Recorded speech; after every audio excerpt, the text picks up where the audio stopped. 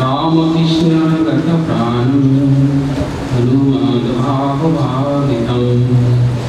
नमामि स्वामिनं रामकृष्णानन्दे संहितं।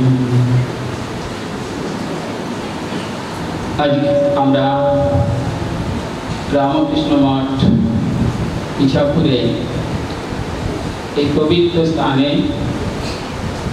স্বামী রামকৃষ্ণানন্দ মহারাজের জন্মস্থানে সবাই উপস্থিত হয়েছে। সেই ভগবান শ্রীরামকৃষ্ণগত চিত্ত এবং মহাবীরের ভাবে ভাবিত স্বামী রামকৃষ্ণানন্দকে প্রণাম করি। আর ভগবান শ্রীরামকৃষ্ণদেব যোগজননী শ্রী শ্রীমা সারদা এবং যোগাচার্য স্বামী বিবেকানন্দের চরণে সাষ্টাঙ্গ ভক্তিপূর্ণ প্রণাম জানাই। আজকের এই ভক্ত সম্মেলনে যারা উপস্থিত আছেন, আপনারা এতক্ষণ শুনলেন আমাদের এইখানে মহারাজ, আমাদের জ্যেষ্ঠ মহারাজ স্বামী অজয়ানন্দনী মহারাজ উপস্থিত আছেন, তাকে আমরা ভক্তিপূর্ণ প্রণাম জানাই। এবং আমার প্রীতিভাজন ইস্যু এই মঠের অধ্যক্ষ, যিনি আমাকে এখানে বলার সুযোগ করে দিয়েছেন এই পবিত্র স্থানে, তাকে এবং আমাদের রামকৃষ্ণ মিশন নরেন্দ্রপুরের যিনি সম্পাদক বসে দেখছেন প্রীতিভাজন ইস্যু শাস্ত্র জ্ঞানানন্দজি মহারাজ, এবং উদ্বোধন যে পত্রিকা আছে তার সম্পাদক শিবানাথ নন্দী মহারাজকে আমার আন্তরিক সশ্রদ্ধ নমস্কার, শুভেচ্ছা, ভালোবাসা জানাই। আর আমার সামনে যারা বসে আছেন আজকের এই ভক্ত সম্মেলনে ভক্তমণ্ডলী, এবং যারা এই সমস্ত আমাদের ভালো ভালো কথা শুনছেন, সেই তাদেরকেও, যে সমস্ত আমাদের কর্মচারী এবং যারা শুনছে তাদেরকেও আমার অন্তরের বিশেষ বিশেষ সশ্রদ্ধ ভালোবাসা, শুভেচ্ছা, ভালোবাসা জানাই। প্রথমে আমরা শুনছিলাম, শোনাচ্ছে, দেখুন আমাদের বলার চেয়ে শোনা ভালো।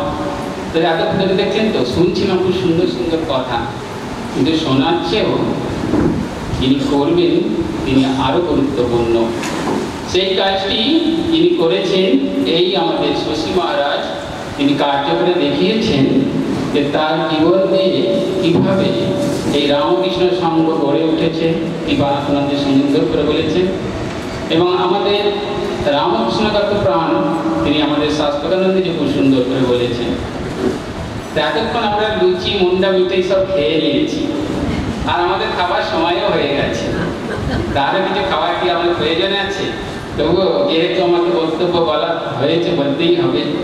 তো সেই জন্যে আমরা এই যে শ্রীরামকৃষ্ণদেব ভগবান বা আমরা অবতার যেভাবে গ্রহণ করি না কেন তাকে, সেই পরমেশ্বরের যে নিত্য লীলা, তার যে ভাব আমাদের এই সাধারণ বুদ্ধ বুদ্ধি মানুষদের বোঝা খুবই শক্ত হয়ে যায়। তাই আমরা শুদ্ধাত্মা, তার যে শিষ্য, যিনি যখন অবতার রূপে অবতীর্ণ হন, ভগবান রূপে আসেন, তার সঙ্গেও তাদের শুদ্ধাত্মা শিষ্যদের নিয়ে আসেন। সেই শুদ্ধাত্মাদের জীবন যদি আমরা বোঝার চেষ্টা করি, তবে সেই অবতারের বৈশিষ্ট্য, তার যে মাধুর্য আমরা বুঝতে পারি। তাই আমরা এখানে দেখতে পাবো যে আজ আমরা যার জীবন স্মরণ করব বা করছি, তার জীবনটা যদি আমরা বোঝার চেষ্টা করি, এতক্ষণ ধরে আমরা বোঝার চেষ্টা করলাম, শুনলাম, প্রথমেই বলেছি বলার চেয়ে শোনা ভালো, শোনার চেয়ে সেটাকে কার্যে রূপান্তরিত করা আরো শক্ত। সেটাই আমাদের শশী মহারাজ করে দেখিয়ে গিয়েছে, আমাদেরও সেই করে দেখতে হবে আমাদের জীবনটা ওইরকম ভাবে তৈরি করা যায় কিনা। তা সেই আমাদের শশী মহারাজের সম্বন্ধে আপনারা সবাই শুনেছেন আজকে এবং বইয়ে পড়েছেন, সত্যি ঠিকই। কিন্তু শশী মহারাজ সম্বন্ধে শ্রীরামকৃষ্ণদেব বলছেন, এখানে যে সমস্ত কথাগুলো বলা হবে হয়তো রিপিটেশন হতে পারে, কিছু কিছু না, মহারাজ বেশিরভাগ সব বলেই দিয়েছেন। তবুও শ্রীরামকৃষ্ণদেব নিজে বলছেন যে শশী হচ্ছে সেই আমাদের ঋষি কৃষ্ণের দরে ছিলেন, এবং তিনি যাকে খুঁজছেন তার অভিষ্ট ব্যক্তি তিনি স্বয়ং সেখানে উপস্থিত আছেন। অতএব সেই জন্যে আমরা দেখতে পাই তো দেখুন এই যে আমাদের শশী মহারাজের যে নামটা নেওয়া হয়েছে সন্ন্যাসের পরে, আমাদের স্বামীজির প্রচন্ড ইচ্ছা ছিল, তা সত্ত্বেও ওই নাম নিবেদন করেছেন তাকে, আমাদের শশী মহারাজকে।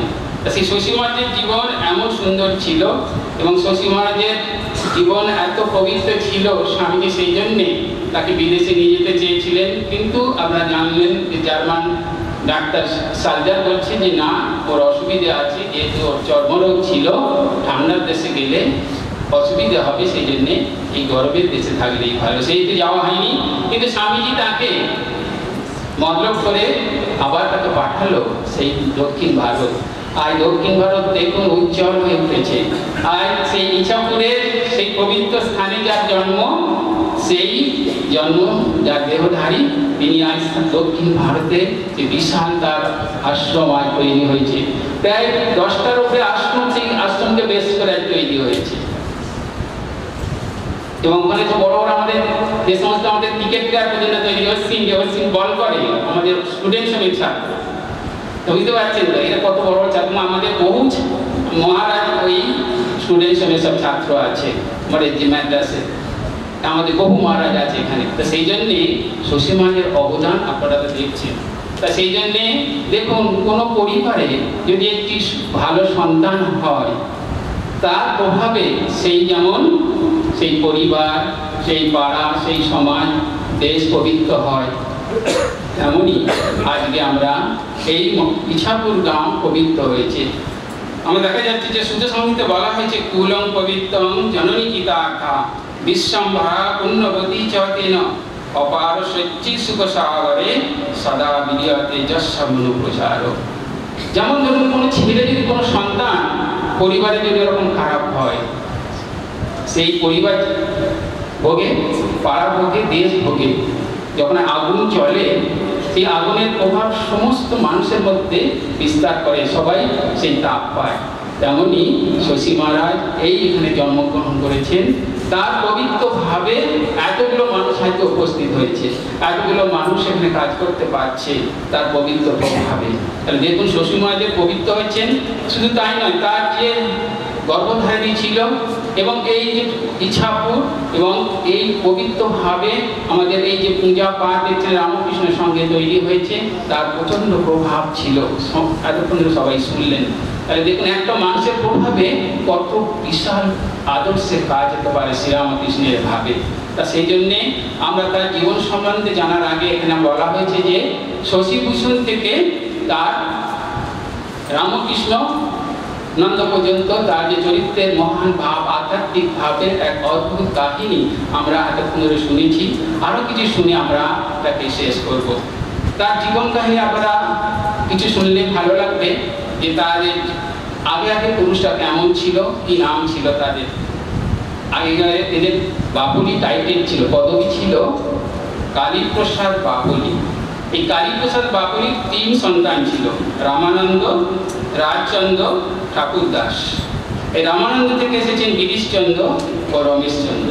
এই গিরিশচন্দ্র থেকে এসেছেন আমাদের স্বামীজির আদেশে যে 30 বছর এই রামকৃষ্ণ মঠ মিশনের সম্পাদক ছিলেন, তিনি হচ্ছেন আমাদের এই বংশেরই সন্তান। যদিও এখানে তার জন্মস্থান নয়, তার জন্মস্থান হচ্ছে বিবেকানন্দের উপর যে আমাদের রোড আছে, ও ক্রসিং এর জন্মস্থান, সেই জন্মস্থান এখন কিন্তু নেই।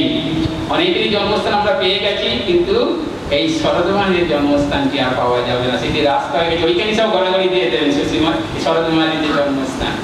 সেই শরৎ মহারাজের এই পরিবারের সন্তান, তিনি 30 বছর স্বামীজির আদেশে রামকৃষ্ণ মঠ মিশনের সম্পাদক ছিলেন, এ রেকর্ড কেউ ভাঙতে পারবে না। আর ব্রহ্মানন্দ মহারাজ তিনি প্রায় 22 বছর তিনি আমাদের সঙ্গে সঙ্গগুরু ছিলেন। সেই জন্যে সেই পরিবারের আরেকটি সন্তান হচ্ছে আমাদের শারদানন্দজি মহারাজ। আর রাজচন্দ্র থেকে এসেছেন ঈশ্বরচন্দ্র। ঈশ্বরচন্দ্রের কথা আপনারা সবাই জানেন। ঈশ্বরচন্দ্র তান্ত্রিক সাধক ছিলেন এবং তিনি সুপণ্ডিত ছিলেন। পাইকপাড়ার যে ইন্দ্রনারায়ণ যে রাজা ছিলেন, সেই সিংহের সভাপণ্ডিত ছিলেন এবং তিনি খুব সাধক ছিলেন। আপনারা ঘণ্টেশ্বরের নামটা সবাই জানেন। এই ঘণ্টেশ্বরে তিনি সাধনা করেছিলেন, এছাড়াও কালীঘাটে সাধনা করেছিলেন। এক সময় শোনা যায় যে কালীঘাটে তিনি মায়ের ছোট্ট রূপে বালিকা রূপে তাকে দর্শন করেছিলেন। এছাড়াও এই ইন্দ্রানন যে রাজা, তিনি তাকে পঞ্চমুণ্ডির আসন করে দিয়েছিলেন, যে আসনে তিনি বহুদিন সাধনা করেছেন। ওরকম সাধনা না করলে, তার মা ছিল খুব সরলা উদার, সবার সামনে ঘোমটা দিতেন, আত্মীয় স্বজন সবার সামনে ঘোমটা দিতেন, এত তিনি সরলা ছিলেন। সেই পরিবারের সন্তান। দেখছেন তো, একটা মানুষ আসে, ওরকম বাবা মা যদি না মানে ভালো হয়, পবিত্র হয়, তার কখনো সন্তানও পবিত্র হতে পারে না। সেই জন্যে আমরা দেখছি কিরকম তার বাবাও কিরকম ছিলেন। তা সেই এই রাজচন্দ্র থেকে ঈশ্বরচন্দ্রেরা 4 ভাই 4 বোন ছিলেন। এই 4 ভাইয়ের মধ্যে প্রথম হচ্ছে আমাদের এই শশীভূষণ, আর যেটাকে আমরা স্মরণ করছি রামকৃষ্ণানন্দ। শশীভূষণ, নবকুমারী, রামভূষণ, কুসুম কুমারী, নীরদভূষণ, ক্ষীরদভূষণ, ননীবালা, শৈলবালা। এই 4 সন্তান, 4 হচ্ছেন আমাদের পুত্র সন্তান আর 4 কন্যা সন্তানেরা ছিল।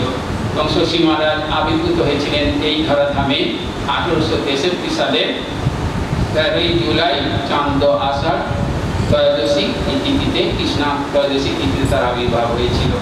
সেই গ্রামের বিদ্যালয় থেকে আমরা যেহেতু শশীভূষণ থেকে আমরা সেই রামকৃষ্ণানন্দ যাবো তার অদ্ভুত কাহিনীতে, সেই জন্য তার একটি ছোটবেলার জন্মকাহিনী সংক্ষিপ্ত বলি। তিনি এখানে সেই প্রাথমিকভাবে শিক্ষা লাভের পর তিনি কলকাতায় ইংরেজি শিক্ষার জন্য যান। সেই শরৎ মহারাজের বাড়িতে সেখানে হচ্ছে তিনি থাকেন, এবং সেখান থেকে তিনি প্রথমে আমরা দেখতে পাচ্ছি প্রবেশিকা পরীক্ষা বৃত্তি লাভ করেছিলেন। আলবার্ট কলেজ থেকে তিনি FA পাস করে মেট্রোপলিটন কলেজ আছে আমাদের, সেখান থেকে BA পড়াশোনা করেছিলেন। এবং দেখুন ছোটবেলা থেকেই আমাদের রামকৃষ্ণানন্দ যে মানুষের মধ্যে এরকম ভাব ছিল। ছোটবেলা তিনি চৈতন্য পড়ার ফলে তিনি ছোটবেলা থেকেই এই যে নিরামিষ ভোজের প্রতি তার ইচ্ছা ছিল, এবং সারা জীবন সেটাই তিনি গ্রহণ করেছেন। এছাড়াও আমরা শশী মহারাজের জীবনে দেখতে পাচ্ছি, যখন ঠাকুরের সঙ্গে তার দর্শন হলো একদিন, তখন জিজ্ঞেস করছে, তুই নিরাকারে বিশ্বাস করিস না সাকারে বিশ্বাস করিস? তখন শশী মহারাজ যে উত্তরটি দিয়েছিলেন খুব সুন্দর, বলেছিলেন যে ভগবান আছে কি জানি না, আছে কি নেই জানি না, আবার নিরাকার কি সাকার সেটা আবার কে বলবে? ঠাকুর এই কথা শুনে খুব সন্তুষ্ট হয়েছিলেন। বলেছিলেন, দেখো এখনকার সব অল্প বয়সে ছোট ছোট ছেলে মেয়েদের বিয়ে দিয়ে দেয়, আর স্কুল থেকে বার না হতে হতেই বাবা হয়ে যায়। তারপরে কলেজ থেকে বার হওয়ার পরেতেই চাকরি বাকরি করার সন্ধানে খুঁজতে থাকে, তারা এই সমস্ত সন্ধান পায় না। তখন অন্য একজন ওদের থেকে বললো, তাহলে কি বিয়ে করার অন্যায়? তখন তিনি একটি বই আনতে বললেন। বইটি আর কেউ কিছু নয়, বাইবেলের একটি অংশ পাঠ করতে বলা হয়েছিল, এবং সেই বাইবেলের সেই অংশে বলা হয়েছিল, সেই অংশ পাঠ করার সময় বলা হয়েছিল, বলছেন আমাদের জেসাস ক্রাইস্ট বলছেন যে যারা অবিবাহিত এবং বিধবা তাদের বিবাহ না করাই ভালো, তবে বাসনার আগুনে জ্বলে পুড়ে মরার চেয়ে বিবাহ করা ভালো। তো সেই জন্য এই কথা শোনার পরে আরেকজন বললো, তাহলে কি বিবাহ করা না করাই কি ঠিক?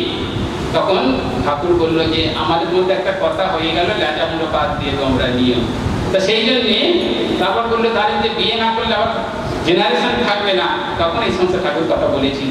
সেই জন্য আমাদের শশী মহারাজের এই যে জীবন, সুন্দর জীবন আপনারা দেখতে পাচ্ছেন তার সম্বন্ধে।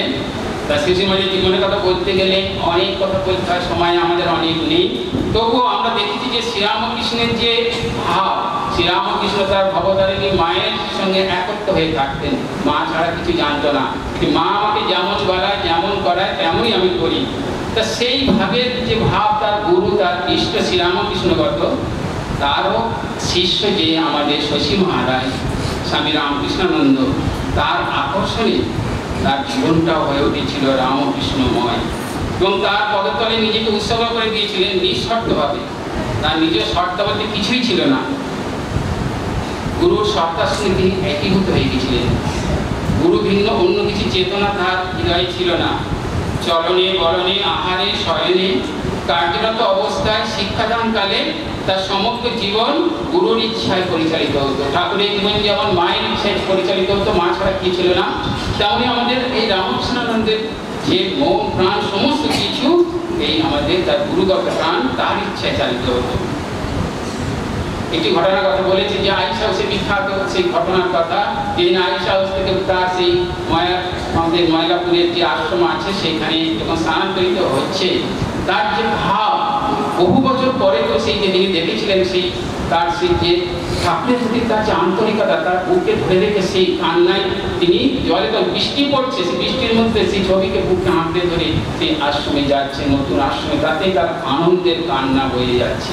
এই যে শশীভূষণ মহারাজের তার গুরুর প্রতি যে টান, তার এই যে আমরা দেখতে পাচ্ছি, তা দেখলে আমাদেরও মনে হয় যে কিভাবে গুরুগত প্রাণ ছিল আমাদের এই শশী মহারাজ। আমরা তার জীবনের যদি 3টে পর্যায়ে ভাগ করি আমরা দেখতে পাবো। প্রথম পর্যায় হচ্ছে যে ঠাকুরের দর্শন লাভ থেকে দক্ষিণেশ্বর, শ্যামপুকুর, কাশীপুরে অন্তহীনতার সেবা।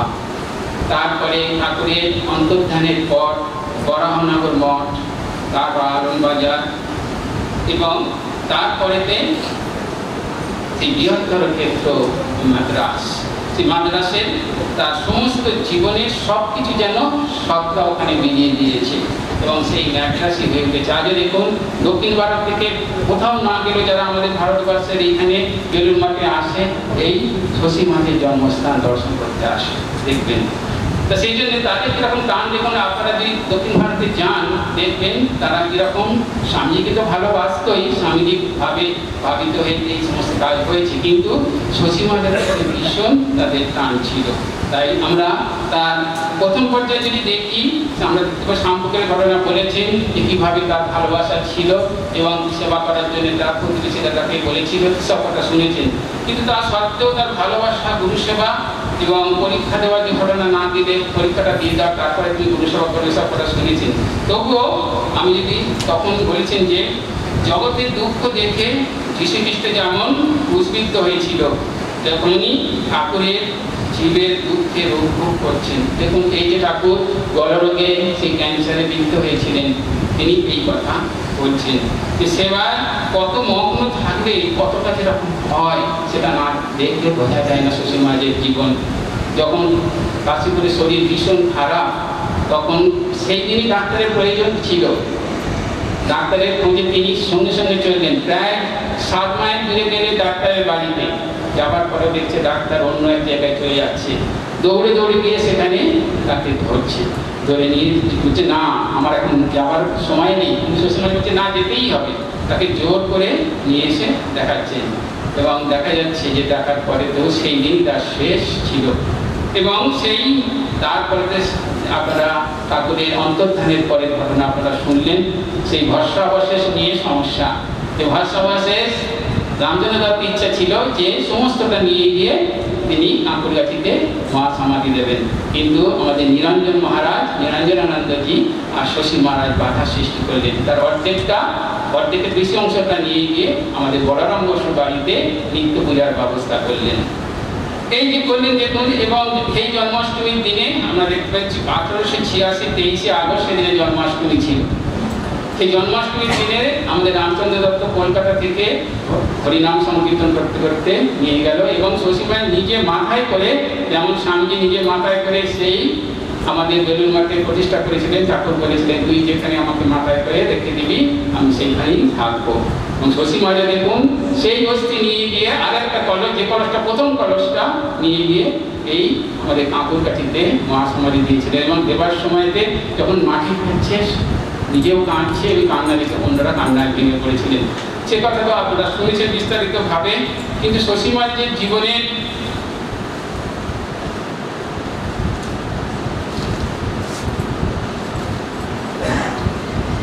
বরাহনগরের যে ঘটনা এবং পরবর্তী সময়ে তার গুরু ভাইদের সেবার কথা আমরা শুনব।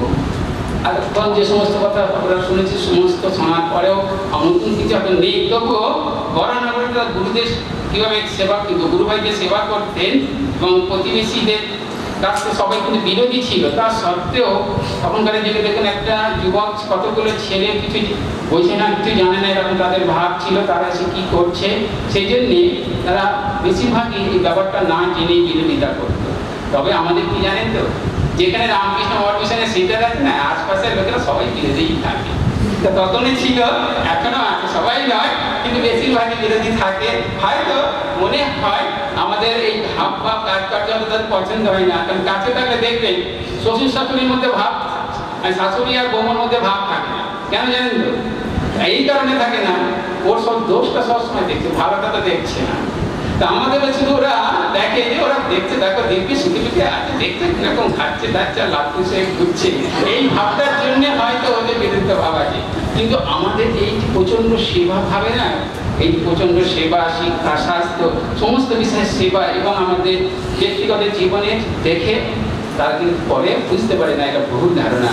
তেমনি এই শশী মহারাজও এবং অন্যান্য গুরু ভাইরা তারাও এরকম ভাব যখন কাজ করলো তখন বুঝতে পারলো যে না, এই মঠ মিশনের সেবা ভাব এবং সেবা ভাব আছে বলে দেখুন আজকে আমাদের এই সংঘ প্রায় 250 বলে সেন্টার এখন।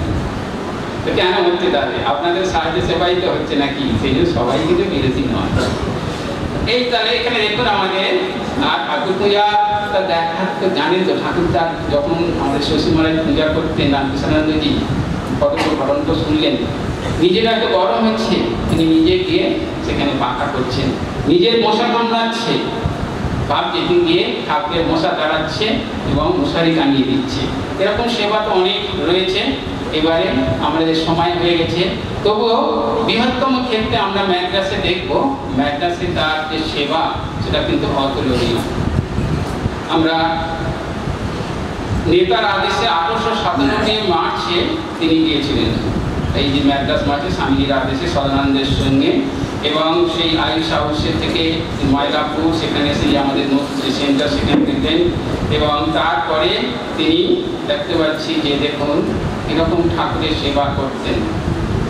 তিনি গরম দুধ নিয়ে যাচ্ছিলেন ঠাকুরকে দেবার জন্যে, দিনতে গিয়া আঙুলে পড়ে আঙুল পরিষ্কার হয়ে যায়।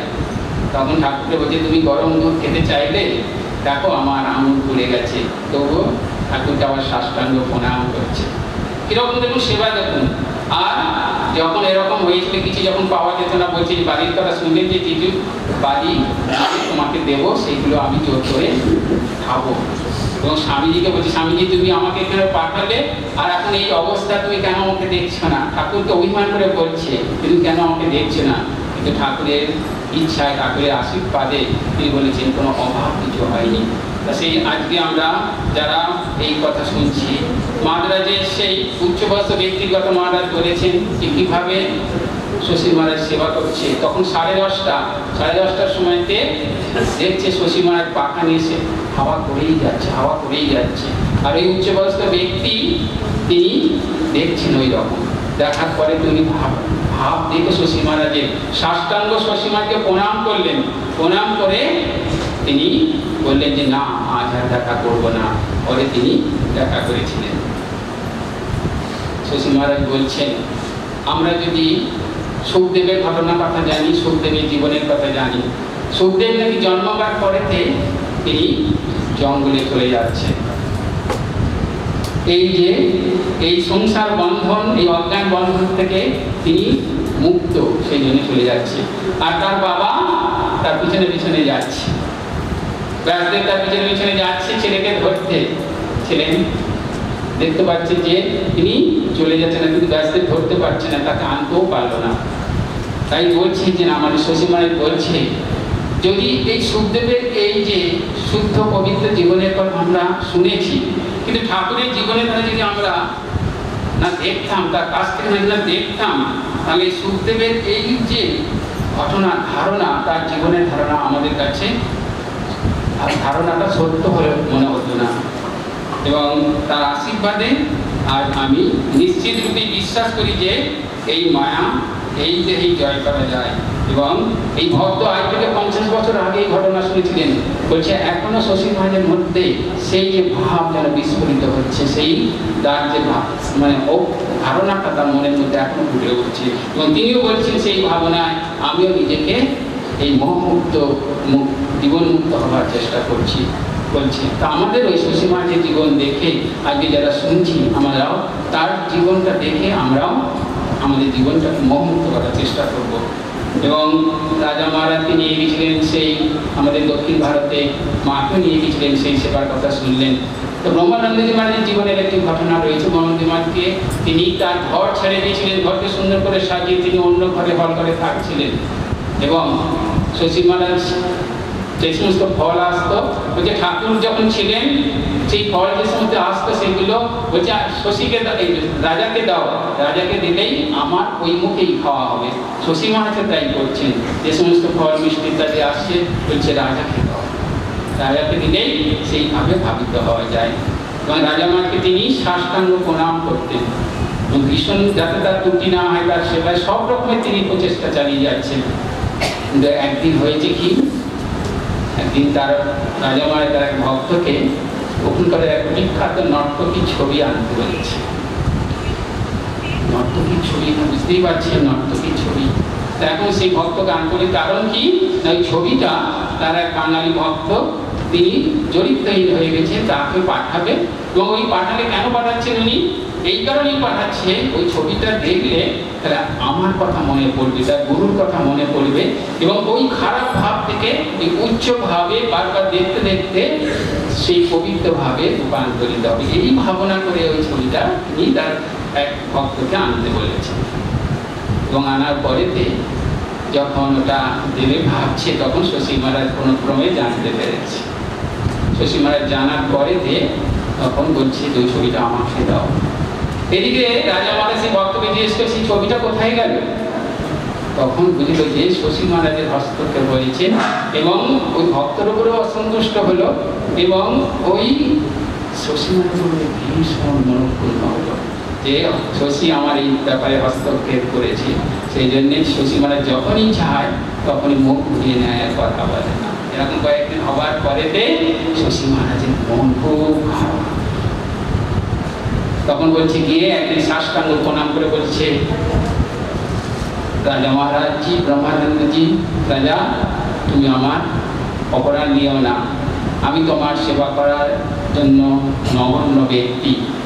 বলেই তিনি আবার প্রণাম করে কথা যখন বলছে তখন আবার বলছে যে তোমার কৃপায় তোমার কল্যাণে এরকম শত শত শশীর উদ্ভব হতে পারে। যেমন স্বামীজিও বলেছিলেন যে তোমার মায়ের কৃপায় এরকম শত শত বিবেকানন্দ হতে পারে, তেমনি এই আমাদের শশী মহারাজও ওই কথা বলছে।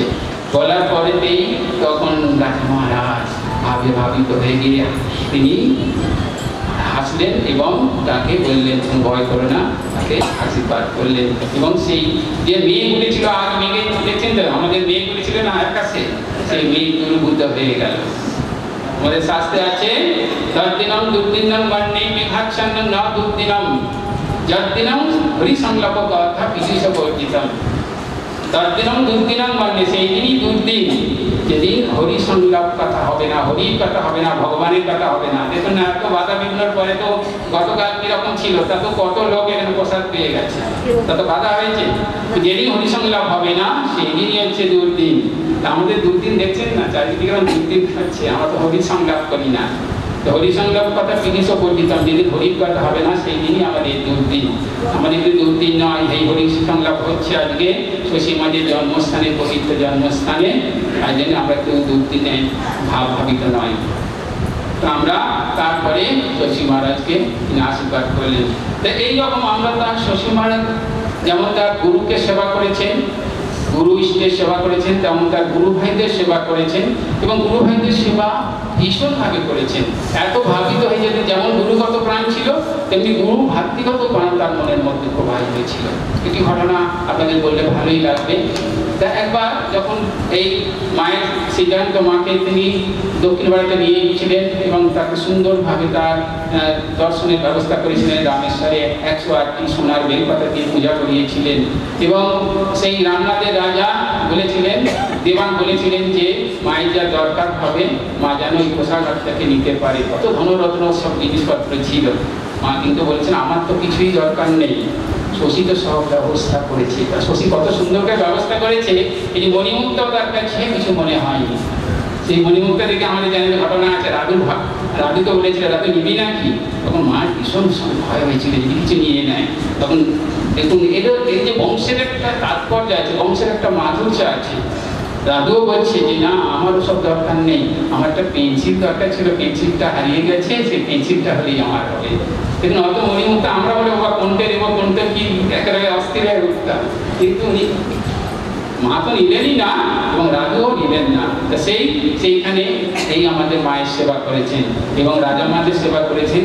এরপরে কি শশী মাঝের শরীর খারাপ হয়ে যায় এবং তখন আমাদের যে মায়ের বাড়ি বাগবাজার আছে, ওই বাড়ির মা যেখানে থাকে ওর ঠিক সামনের বাড়িতে শশী মহারাজ থাকতেন, দেখেছেন ওইখানে থাকতেন এবং ওখানে মাঝে মাঝে আমাদের বাবুরাম মহারাজও মাঝে মাঝে সেবা করতে আসতেন। একদিন বাবুরাম মহারাজ এসেছেন, আসার পরেতে শশী মহারাজ কি করছেন, শশী মহারাজের শরীর খারাপ, তা সত্ত্বেও শশী মহারাজের পাটা সব টিপে দিচ্ছে। আর যে সেবক ছিল সেই সেবককে বলছে শশী মহারাজকে, বাবুরাম মহারাজকে কিছু খাবার দাবার দাও। আর কি দেবে, তখন একটা বেকাপি প্লেটে করে তার জন্যে ওই যে শুকনো মেওয়া টেওয়া ফল থাকে ওই খাবার দিয়েছেন। তা খাবার দেওয়ার পরেতে বাবুরাম মহারাজ পেয়েছেন, প্রেমানন্দজি মহারাজ খাবার পরেতে শশী মহারাজ সেই প্লেটটা খুঁজছে, খুঁজছে দেখছে কিছু যদি খাবার দাবার থাকে সেই প্রসাদ হিসাবে তিনি গ্রহণ করবেন, দেখছে একটু না। তখন সেই সেবককে খুব বকছে, তুমি কি কম করে কেন খাবার দিয়েছো, শশী মহারাজ বলছি প্রচন্ড বকাবকি করছে, বাবুরাম আমাকে কম করে কেন দিলে। কিন্তু ওইটা উদ্দেশ্য নয়, উদ্দেশ্য ছিল যে প্রেমানন্দ মহারাজের কিছু প্রসাদ তিনি গ্রহণ করবেন। কিছু না পেয়ে তখন প্লেটটা যে কাবিটা ছিল সেটাই তিনি গায়ে বসতে রাখেন। দেখুন এই যে গুরু ভাতৃগত পান তার মধ্যে রয়েছে এবং এই বাবুরাম মহারাজ দু একদিন ছাড়া ছাড়াই তিনি ওই সেবা করতে আসতেন। একদিন সেবা করতে কয়েকদিন আসছে না শুনলেন, তখন করে দিকে দেখুন বাবুরাম মহারাজ নিজে আমাদের বেলুন মাঠে গরু ছিল, এখন গরু আছে, তো সেই গরু তিনি গো সেবা করতেন, নিজে হাতে খড় কাটছিলেন, খড় কাটতে কাটতে আঙুল কেটে যায়, তখন আসতে পারছে না। তখন আমাদের যারা ব্রহ্মচারী ছিল তাদেরকে জিজ্ঞেস করে কেন আসছে না, তখন বললো যে এরকম হয়েছে, গরুর খড় কাটতে গিয়ে তার হাত কেটে গেছে, আঙুল কেটে গেছে। তখন শশী মহারাজ খুব দুঃখিত। তখন যে ব্রহ্মচারী তাদেরকে বলছে যে তোমরা কেন, যে ঠাকুর তাকে বলেছেন যে তার হাত পর্যন্ত শুদ্ধ, ও নাহলে আমি বাঁচি না, তা সেই বাবুরাম মহারাজের সেবা তোমরা করছো না এবং বাবুরামের তোমাদের এই সেবা করছে, তোমরা যদি বাবুরাম মহারাজের সেবা করো তাহলে সেই ঠাকুরেরই সেবা করা হবে। তা এতটা তিনি তার গুরু ভাইদের ভালোবাসতেন।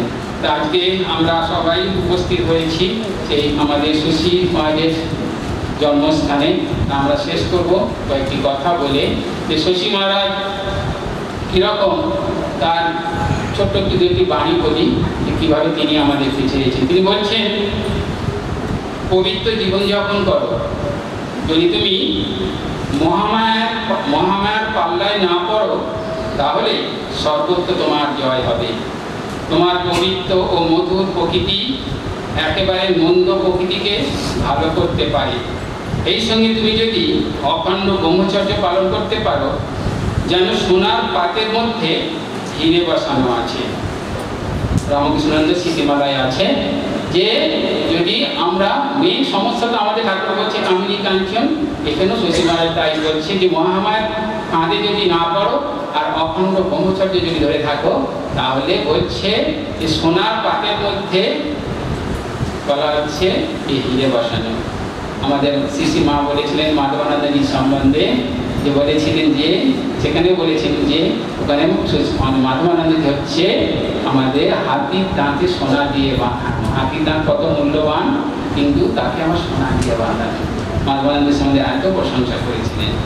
এবং আমাদের শশী মহারাজ বলছেন যে কারা সুখে, আমরা তো সবাই সুখ চাই, আমাদের শাস্ত্রে বলছে নামকম সুখম মস্তু, যে অল্পে সুখ নাই, ভ্রমই সুখম, ভ্রমাতে সুখ। শশী মহারাজ কি করছে দেখুন, ঈশ্বর বিশ্বাসীরাই প্রকৃত সুখী, কারণ তারা সকল প্রকার দুশ্চিন্তা থেকে মুক্ত। আমরা সকলে ঈশ্বরের হাতে পুতুল মাত্র। যখন আমরা বুঝতে পারি তখন আমাদের সকল অহংকার, সকল উচ্চাভিলাষ ও সকল গর্ব চূর্ণ হয়।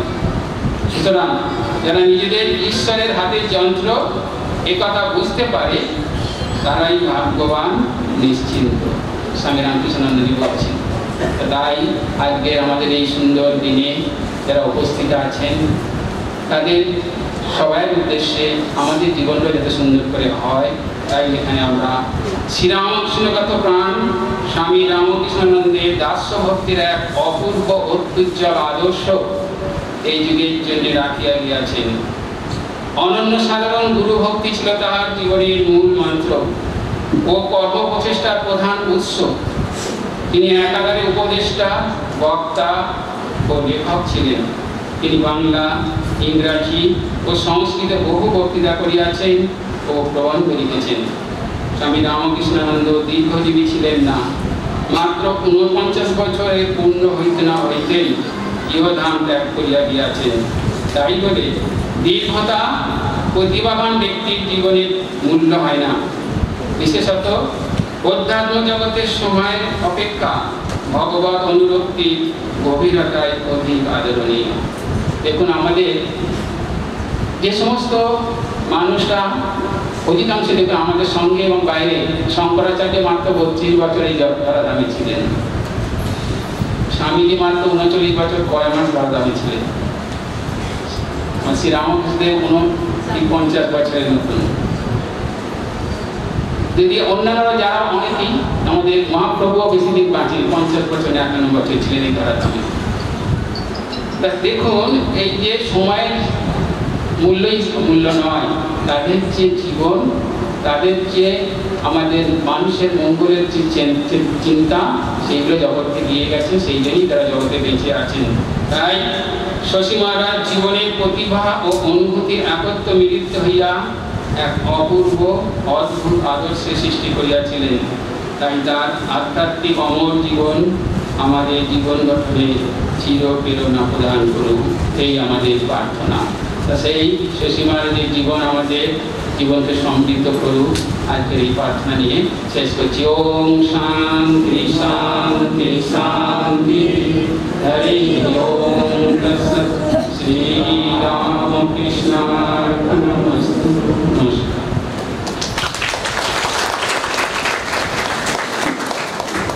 শশীভূষণ চক্রবর্তী থেকে স্বামী রাম